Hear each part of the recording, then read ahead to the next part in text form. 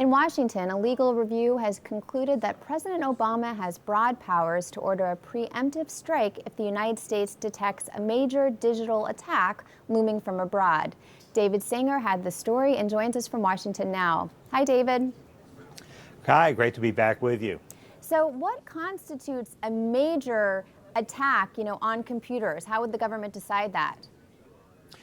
Well, Louise, it's the Department of Homeland Security and the FBI who do routine attacks on companies, that they investigate theft of intellectual property. They got involved when a suspected Chinese group of hackers came into the New York Times systems, which the Times reported on last week.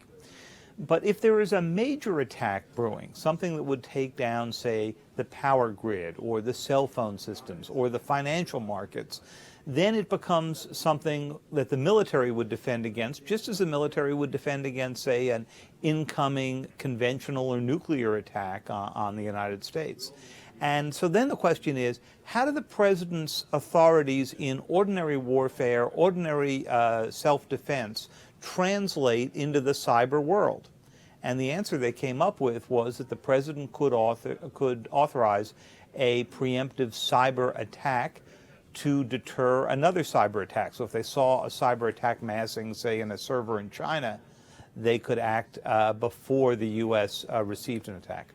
But, there's a lot of different types of attacks that are happening, right? There's some attacks on private companies' computers to steal intellectual property. There's the attacks on the bank sites where they're trying to put them out of service so people can't log onto their bank accounts. And then there's attacks on government websites. So has the White House given any guidance on whether they would consider attack on companies, private companies, for instance, to be of the sort that they would go out and preemptively stop, or would it only be government websites?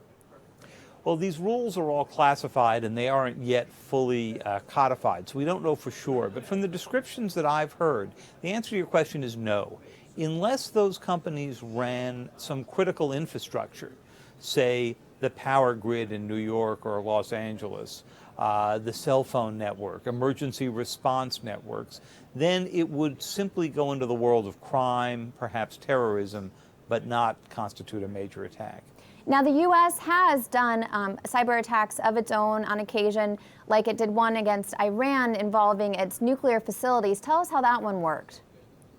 Well, that was not a preemptive attack in the classic sense. In other words, when Olympic Games, which was the program I reported on last year, began to be implemented in the Bush administration and then was handed off to President Obama, it was meant to stop Iran from proceeding with its nuclear program, or at least slow that program down. But there was no evidence that Iran was planning to attack the United States with a cyber capability. Their cyber capabilities are pretty primitive, or anything else. So this was a much more classic covert operation, but instead of sending in saboteurs to blow up the enrichment facilities, which might be what would have happened, say, in World War II, instead President Obama expanded a program to send in a cyber worm, and that worked for several years until somebody made a programming mistake and the worm got free out of the Natanz nuclear enrichment plant and started replicating itself across the internet. Then the whole world, including the Iranians, of course, discovered that they were under attack. Now, you mentioned China earlier. Of course, China has been suspected in a lot of the cyber attacks that have already occurred, but China is a major economic partner with the United States. So can you see the U.S. Doing a preemptive attack on China? It would be pretty complicated. It would have to be an attack that was coming that people thought would cripple critical infrastructure in the United States, because you don't want to get into sort of a tit-for-tat cyber war. And so one of the things the United States tried to do in the strategic and economic dialogue that they hold each year with the Chinese is get China to begin to discuss cyber and cyber attacks and begin to get them into a real conversation about what it would take to come up with some understandable norms.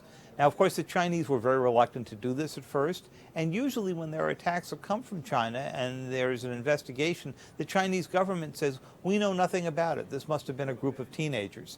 That's what happened, of course, in the Google attack. I don't think I've yet heard a Chinese explanation for the attack on the Times or other newspapers. The Wall Street Journal, Bloomberg, and the Washington Post have all reported that they were under attacks as well.